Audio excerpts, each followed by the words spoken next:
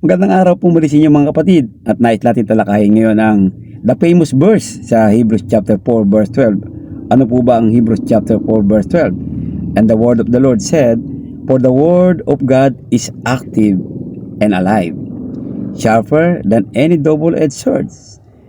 It penetrates even to the dividing soul and spirit, joints and marrow. It judges the thoughts and attitude of the heart." Alam niyo po, itong Hebrews chapter 4 verse 12 na to, madalas natin marinig. Ngunit kuminsan binabaliwala natin. Ang sabi ng Panginoon, buhay at active ang kanyang mga salita. At ito ay tumatagos sa ating laman. Kuminsan kapag nakarinig tayo ng word of God na nasasaktan tayo, para tayo nagtatampo pa. Pero ito po ang ibig sabihin ng Panginoon sa atin.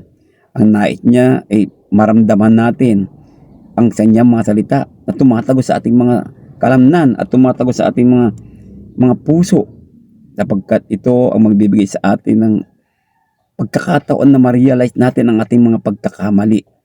Ito rin po ang salita ng Panginoon. Ito po yung magdi-discern, para malaman natin ang mali at tama. Kuminsan kasi binabaliwala na natin ang salita ng Panginoon.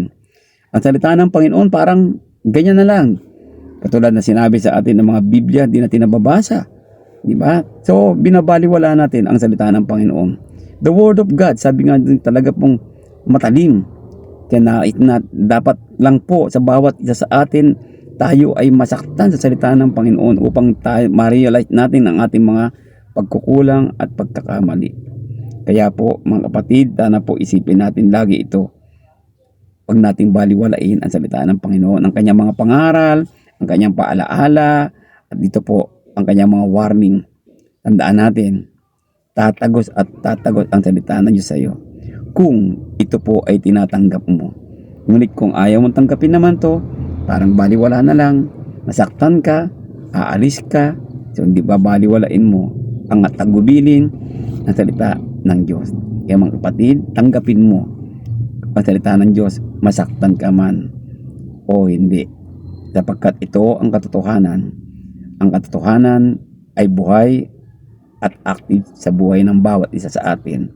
Tandaan nyo, mahal tayo ng Panginoon, kaya tayo nasasaktan sa kanyang mga salita.